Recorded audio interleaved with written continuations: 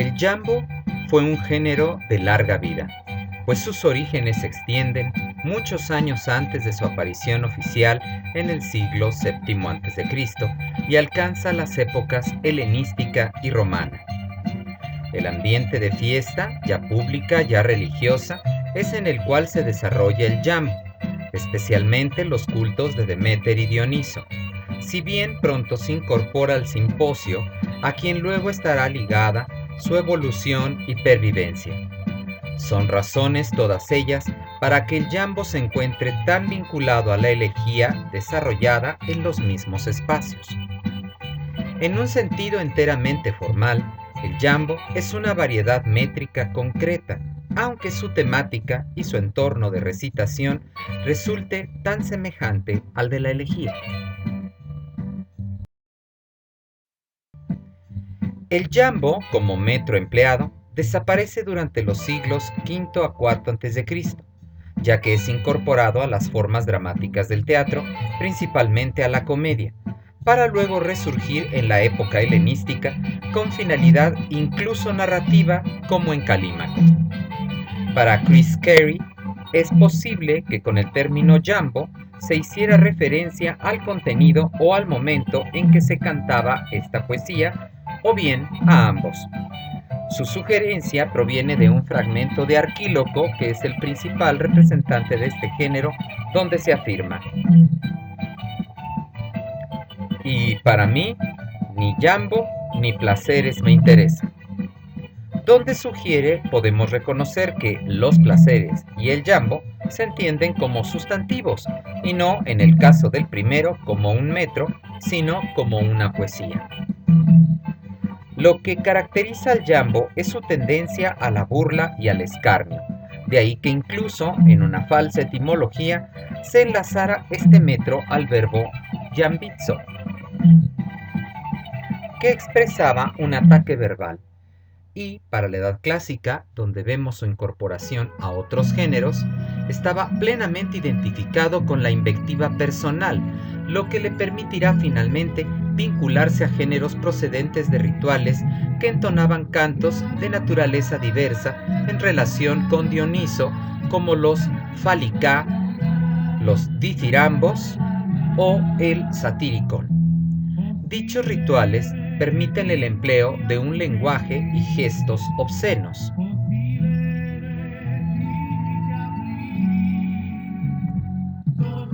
La aiscrología y el escómata, y se incluyen también en otros cultos de corte fértil y fecundante, principalmente consagrados a Deméter. En la invectiva, el aonidismos y el psogos, junto al elemento fálico y abiertamente sexual, aparecían igualmente en los rituales a la diosa y al dios Dioniso, comprobando con ello que el jambo tuvo un origen religioso. El nombre jambo incluso pertenecía al culto demétrico.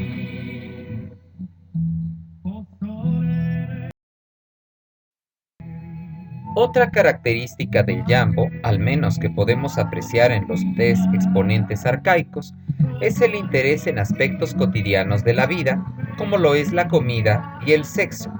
Si bien no son ajenos totalmente a la poesía en general, habría que apuntar que el jambo parece interesarse por elementos concretos como las minucias culinarias o las bebidas, y es una forma no ligada necesariamente a lo afectivo o a lo convivial.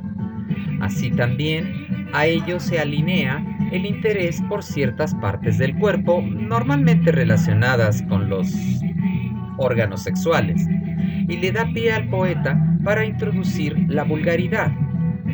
Para el citado autor, Chris Carey, así podríamos entender el siguiente fragmento de Simónides.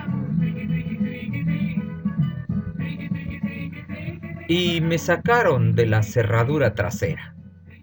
¿Es acaso esta una alusión erótica o directamente sexual? Es difícil afirmarlo, siendo una sola línea, pero hay que notar, igualmente, como una característica del jambo, su afición a plasmar experiencias personales.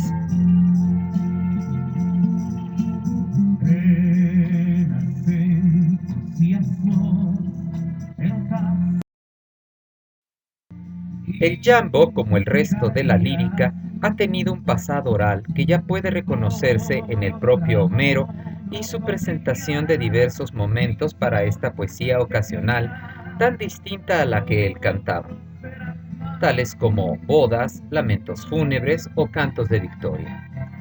El pasado oral del jambo, de manera particular, como ha quedado señalado, debe buscarse en esos rituales de raigambre fértil, y ello le otorgó al género poético dos características básicas: uso de metros diversos basados en el pie yámbico, como el coliambo, y la presencia de la invectiva o al menos de la censura en sus temas. Con todo, hay que afirmarlo con reservas, dado el estado fragmentario de lo conservado que no permite la generalidad a la ligera. Siempre redunda en ser el vehículo de una expresión mordaz y que, finalmente, dirigió los rumbos de la comedia antigua, si es que no emergieron ambos de un principio anterior.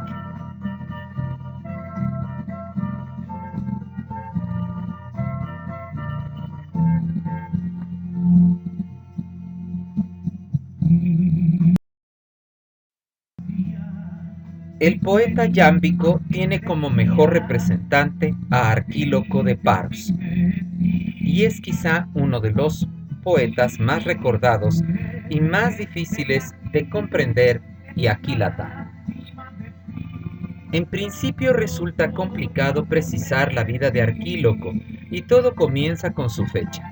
En diversas fuentes se habla de que vivió en tiempos del tirano Giges, es decir, entre el 687 y el 652. Simple conclusión a partir de uno de sus fragmentos. Pero la mención de un eclipse en otro de ellos podría referirse a una época posterior, hacia el 647 a.C., aunque nada impide pensar que el poeta recordara un hecho anterior y fuera el eclipse del 688. Sin embargo, un dato interesante para su datación lo aporta la mención de la colonización de Tasos realizada por su padre o bien ya por el propio Arquíloco. Tasos fue colonizada por primera vez en 680 a.C. La razón de esta colonización tal vez debe buscarse en las minas de oro que la región poseía. Dicha misión de establecimiento la realizaron, como denota uno de los fragmentos, familias de toda Grecia, pero de manera principal los de la isla de Paros, patria de Arquíloco. Y la familia del poeta parece que desempeñó el papel de líder, sospechando algunos que el propio Arquíloco fuera el oikistés o fundador. Su familia aparece continuamente ligada a la fundación de la colonia en Tasos, incluso determinando que Telesicles, el padre del poeta, recibió un oráculo de Apolo ordenándole la fundación de una ciudad en la isla nebulosa que identificó con Tasos. El motivo que empujó a Arquíloco a marchar a la isla, sea o no como fundador, se interpreta desde dos puntos de vista. Por una parte está la realidad de una necesidad económica y por otra la causa primera de dicha necesidad, una insensatez política que le procuró dolor y amargura y que tiene un trasfondo romántico, como analizaremos en otro momento.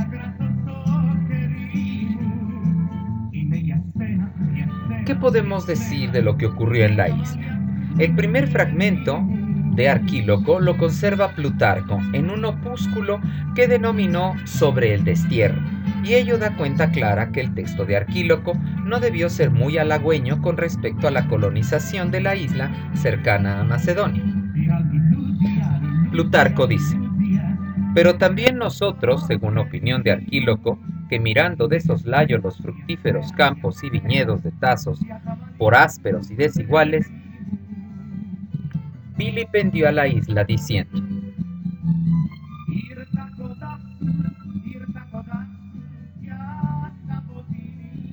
esta, como espinazo de asno, se yergue de agreste bosque coronada. Ateneo, el erudito, en el Banquete de los Sabios, anexa otra referencia al respecto del desprecio de Arquíloco por esta isla. Arquíloco el poeta está sorprendido de la tierra de los ciritos a causa de su felicidad. Por ello, refiriéndose de manera inferior con respecto a Tasos, dice: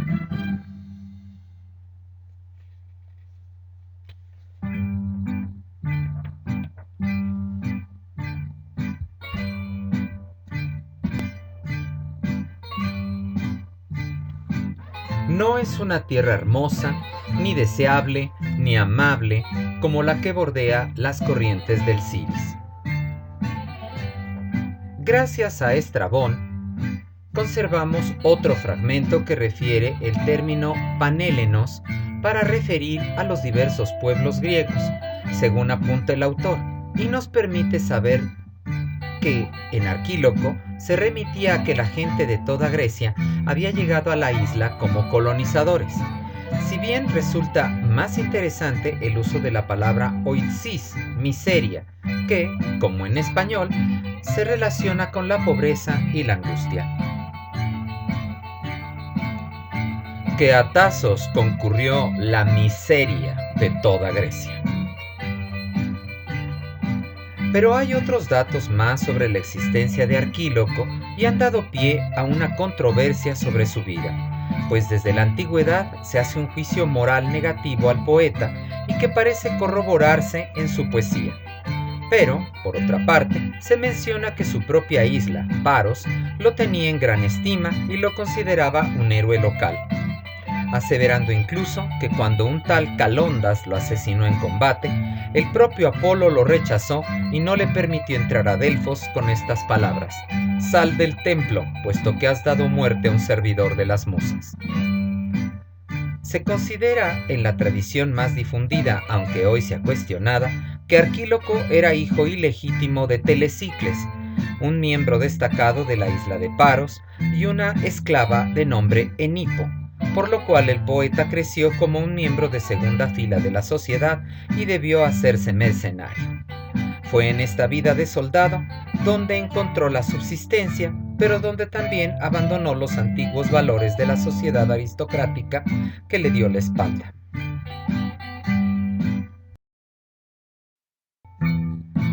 Tal vez el mejor fragmento conocido y más enigmático de Arquíloco, que ha sufrido diversas interpretaciones y que da cuenta de la vida militar de un heleno, es el catalogado como número 2. En la lanza está para mí el pan amasado, en la lanza el vino de Ismaro, en la lanza bebo reclinado. El pan amasado es una forma actualizada para comprender el término matza, que refiere el autor era un amasijo de harina y especias parecido a un atole muy espeso.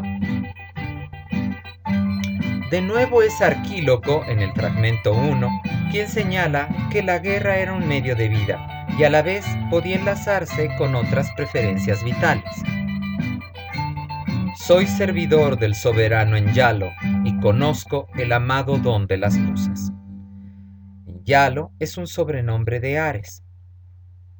Para algún mitólogo, Enyo sería el antiguo grito de guerra de los helenos.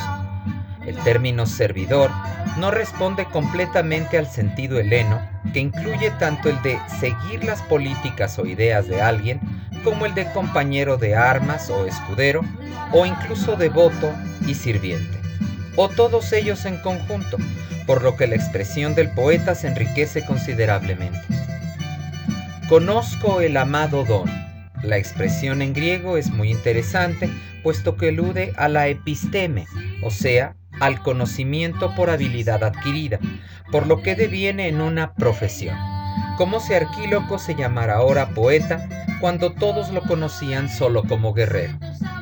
De igual forma, no es fortuito que aluda al amado don de las musas, pues su poesía es particularmente amorosa, por lo que usa el adjetivo adecuado, eratos, que incluye la raíz del amor, eros. Arquíloco, a pesar de lo exiguo de sus fragmentos, nos da una idea clara del mundo de un soldado menos idealizado que el que hemos visto hasta ahora en Homero. Y ello a pesar de que para él, como vimos, la lanza, esto es, la guerra, era su medio de vida. En su carácter de hijo de segunda línea, puesto que era vástago de una esclava, pareciera que Arquíloco hubo de hacer su fortuna con sus propios medios y que la profesión de guerrero profesional pudo no serle ajena. De tal suerte nos dice: cortado de los hombros hasta el ras del cabello, sin duda me llamarán mercenario como a un cario. Pero ya advierte al amigo Glauco, jefe de su comitiva colonizadora, al que parece aludir después en una estela de mármol de Tasos, lo siguiente: Glauco, un mercenario es gran amigo hasta que combata.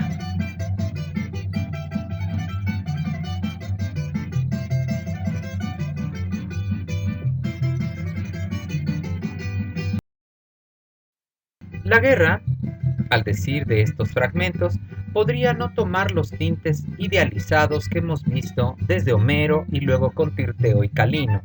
Por ejemplo, porque de los 7 cuerpos caídos a los que atrapamos a la carrera, somos 1000 los asesinos.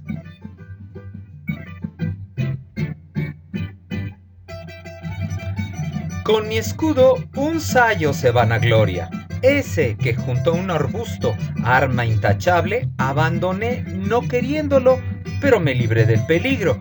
¿Qué me importa aquel escudo? Váyase, enseguida ganaré otro que no sea peor. Incluso nos presenta una recriminación muy interesante contra el comandante de un ejército, y dadas las palabras en él empleadas, el otro fragmento también podría ser una crítica velada al mismo jefe. No quiero un estratega corpulento, ni que ande a zancadas, ni un presumido de sus rizos, ni bien rasurado, sino para mí uno que sea pequeño y que se vean sus piernas ambas, con los pies firmemente separados y el corazón pleno. En manos de Arquíloco, el yambo es un medio flexible con gran rango de tonos e ideas, sobrepasando otras formas métricas y, focalizando la primera persona, alcanza una diferencia lingüística y temática muy apreciable.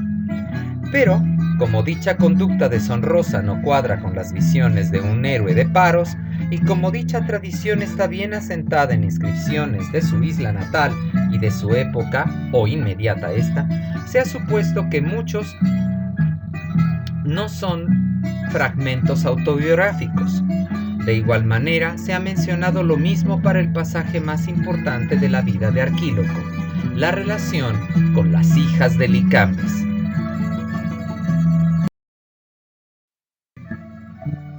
Contaba la tradición que Licambes, un prominente personaje de Paros, prometió a Arquíloco una de sus hijas de nombre Neobule, de quien el poeta se hallaba perdidamente enamorado.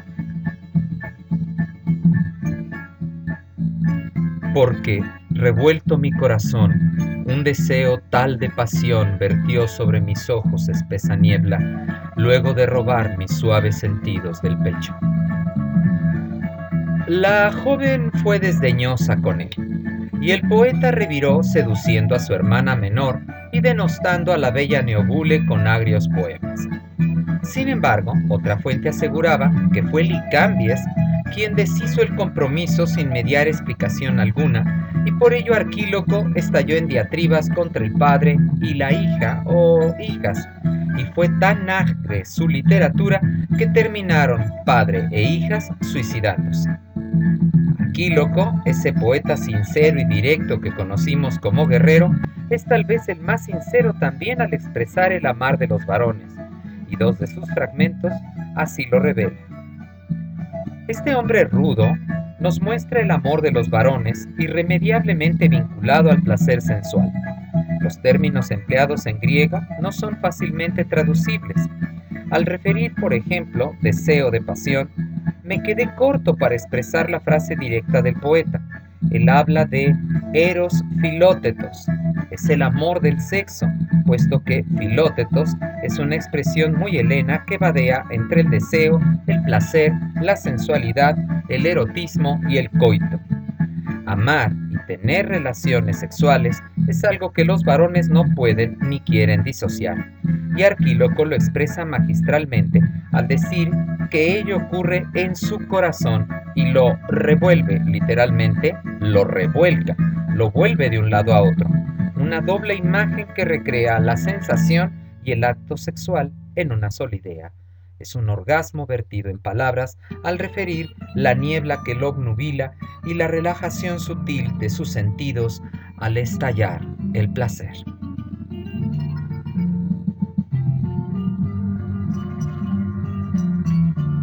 Torturado, yazgo por el deseo, exánime, entre terribles dolores por voluntad divina, perforado a través de los huesos. El segundo fragmento es aún más sincero, si es que ello cabe decirlo. El hombre yace en su cama y se contorsiona en ella, que eso indica el verbo griego, vagamente aludido en mi traducción como torturar. Mezcla de la acción y el sentimiento, según quise expresar. El deseo, aquí literalmente, lo lleva a un estado francamente orgásmico al señalar su estado de inanimación, de una muerte aparente que el griego expresa con un sin alma adjetivado. La voluntad de los dioses lo hace estar así entre los terribles dolores físicos que produce la insatisfacción de un deseo que le perfora los huesos, expresión más que adecuada para demostrar la impotencia dolida de un solitario.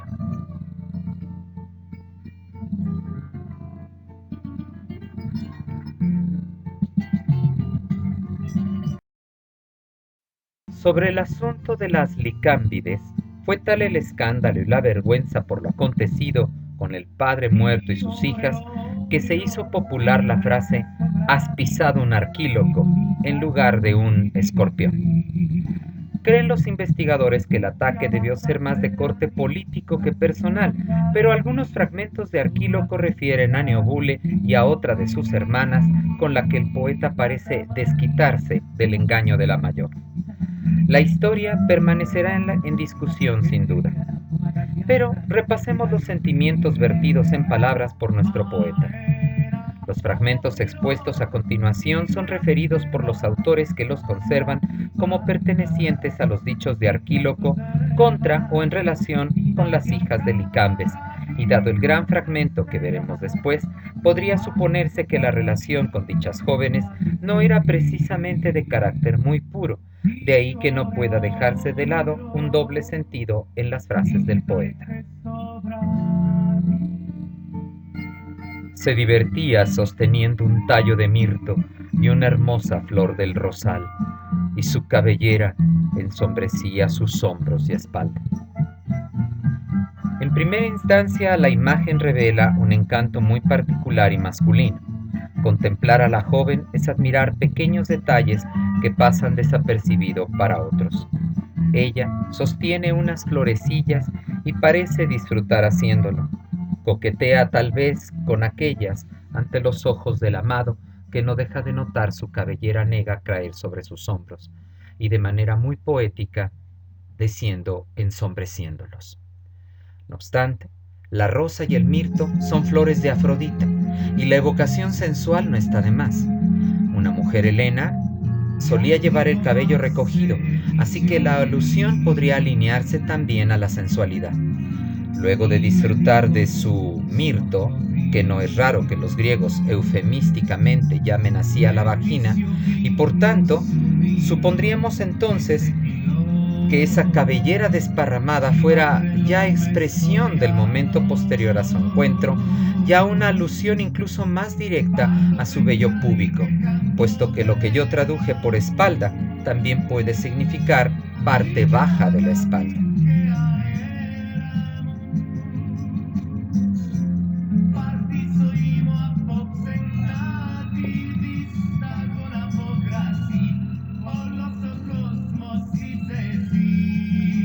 porque si alcanzara a tocar así la mano de Neobule y cual jornalero caer sobre su barriga, golpeando vientre contra vientre y muslos contra muslos. Como ocurrió con los dos anteriores, que se suponen formaban parte de un mismo poema, estos también es posible formaran una unidad, aunque no sabemos cuántos versos mediaran entre ambos. La pasión ya tiene nombre, Neobule, y el deseo expresado hacia ella es directo y sin remilgos. El primer fragmento es sutil, por la falta de contexto, más que por las frases expresadas. ¿Cómo deseaba alcanzar la mano de la joven? Pero si lo unimos al siguiente fragmento, el sentido tendría que ser más explícito.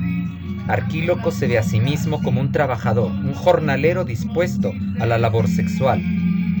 Ascos es la palabra que define aquí barriga, término elusivo de referencia a la piel curtida, por lo que algunos emplean una metáfora para traducir y dicen caer sobre su odre. Yo preferí barriga, aun cuando el término es más soez. Es la piel estirada por el curtidor, alisada por acción de ese trabajador aludido, como el hombre mismo que se afanará con la joven. El verbo, prosvalo, indica golpear y herir, doble alusión al coito que el poeta describe con una imagen poderosa que no necesita explicación, a mi juicio.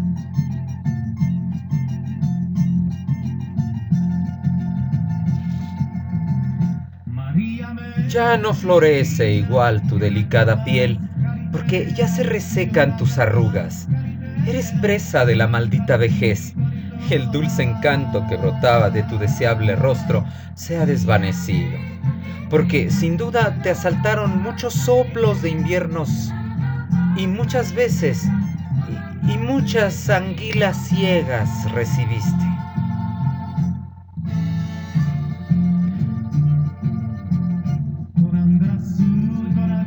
Es obvio notar que el amor se ha desvanecido.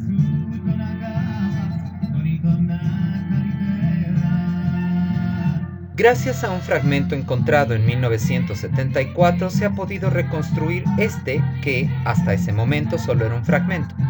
Según el autor que lo recogió, se dirigía a la hija de Licambes, Neobule. Sí, la que antes amaba es ahora presa de sus vejaciones. El insulto se hará tópico en la literatura antigua, atacar a las mujeres señalándoles su vejez. El ataque es virulento y se piensa que otro fragmento, señalado en la traducción a continuación, aunque separado por un espacio, pertenece al mismo texto y tiene ya una alusión obscena, por lo que entrecomillé la frase alusiva. El contraste entre la floreciente primavera juvenil y la resequedad de las arrugas otoñales será paradigmático y tal vez responda a una tradición popular. Todo en Neobule se ha ido y solo queda un crudo invierno aludido por el paso de los vientos de aquella estación. Mas la razón parece, si aceptamos la intromisión de otro fragmento, el que ella reciba esas anguilas ciegas. Ateneo conserva el fragmento y ello hizo que se supusiera una delicadez del autor que gusta de textos culinarios, pero no habría razón lógica para ello. En cambio, si lo consideramos una alusión al membrum virile, adquiriría una mayor relevancia dado el contexto agresivo de la otrora amada, y esas anguilas ciegas serían expresión clara de muchos hombres en tu vida.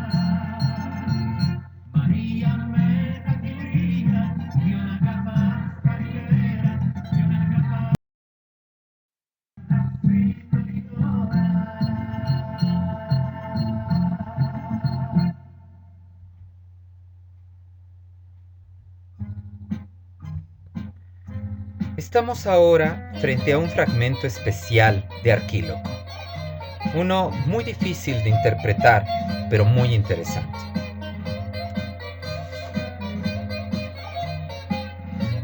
Absteniéndote del todo, mas con igual audacia, si estás apremiado y te incita tu pasión, está en la nuestra una que siente gran deseo, hermosa y delicada virgen, y creo que ella tiene una belleza intachable. Tú a ella hazla sufrir. Tales cosas refería y yo le replicaba, hija de Anfimeda, noble y prudente mujer, la que ahora yace bajo la lodosa tierra. Placeres de la diosa hay muchos para jóvenes varones, aparte del divino asunto. Uno de ellos bastará, pero tales con calma, ya que oscurezca, tú y yo con los dioses lo decidiremos. Obedeceré según me ordenas. Mucho me bajo la cornisa y debajo de las puertas. No es gran cosa, querida, pues me pararé en tu tupido jardín. Sábelo en verdad. A Neobule otro hombre la posea. Ah, está pasada. Se pudrió su flor virginal y el encanto que antes poseía, pues no está satisfecha. Mostró su medida esa loca mujer. Separadla a los cuervos. No frecuentara esto, que yo, teniendo tal mujer, sería la burla de los vecinos. Con mucho te quiero en su lugar, porque tú no eres ni infiel ni doble, y ella es muchísimo más pasional, y a muchos los hace. Temo que, acuciado por su ansia, engendre ciegos y prematuros, tal como hace la perra. Tales cosas le dije, y entre flores abiertas, tomando a la Virgen, la recosté, cubriéndola con mi suave manto, rodeando su cuello con mis brazos. Por el temor estaba agitada, tal como un cervatillo. Sus senos en mis manos despacio apresé, por donde se mostró nueva su piel, brote de juventud, y abrazado a todo su hermoso cuerpo, expulsé mi blanco vigor, rozando sus vellos rubios. De ese mismo papiro descubierto se ha rescatado este largo poema, un tanto maltratado por el tiempo, pero cuya disposición muestra como pocos una libertad creativa y la flexibilidad rítmica yámbica.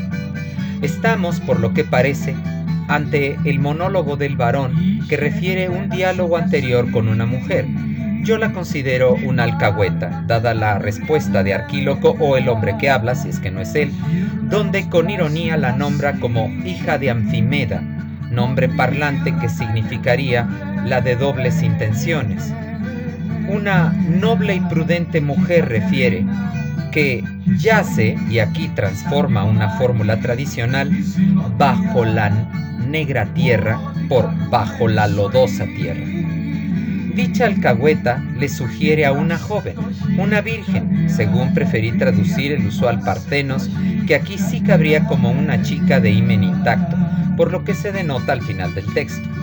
La joven, como apreciamos en él, no estaba tan reacia a los acercamientos de Arquíloco y por ello la alcahuete aluda al deseo de la muchacha, a la disposición que tiene, por lo que sugiere algo al poeta que, debido a lo fragmentario del texto, no se alcanza a dilucidar, pero que dadas las letras conservadas yo creo podría referir a cierta idea de lastimarla, si bien se escapa la idea. Tal vez sea alusión al desfloramiento o tal vez a vengarse con ella del dolor que le causó Neobule. Parece que Arquíloco no considera necesario penetrar a la muchacha, por lo que alude a los otros placeres, a más de esto que considera el divino asunto. A partir de este verso, según mi idea, el diálogo es ahora entre la joven y el poeta. Ambos llegan a un acuerdo que él asegura respetará. Tú y yo con los dioses lo decidiremos. Obedeceré según me ordenas. Ese acuerdo es expresado de forma metafórica, según creo yo, cuando dice: mucho me, tenemos una laguna, bajo la cornisa y debajo de las puertas. No es gran cosa, querida, pues me pararé en tu tupido jardín. La cornisa, las puertas, el tupido jardín, todo parece que refiere al cuerpo de la doncella y a la idea de que él se quedará en la entrada, como podemos apreciar más adelante. La joven debió saber que Arquíloco estaba enamorado de Neobule. Tal vez lo cuestionó y por ello el poeta se explaya en vituperios para la otrora amada. Está vieja, pasada, podrida, y todas las viejas, según creencia popular griega, tienen una lasciva ninfomanía, y por ello se entrega a muchos hombres. por lo que unirse a ella sería convertirse en hazmerreír de los vecinos, a más de que podría, dada la lubricidad de esa loca, tener una descendencia deforme. Comparada con ella, la chica es un encanto, y esta es una típica actitud masculina. Finaliza con una descripción de su intimidad con la Virgen, a la que, como decidieron, no desflorará, y sus palabras son mejor que cualquier descripción. A pesar de todo, no hay forma de aceptar contundentemente de que se trata de experiencias personales del poeta, y esa es opinión de varios filólogos. Sin embargo, Gregory Nagy presupone que, dada la tradición, bien podríamos estar ante invectivas reales contra personajes reales, si bien datos específicos como la nomenclatura de los personajes, que podría interpretarse de acuerdo con la etimología de los mismos, resta cierta credibilidad.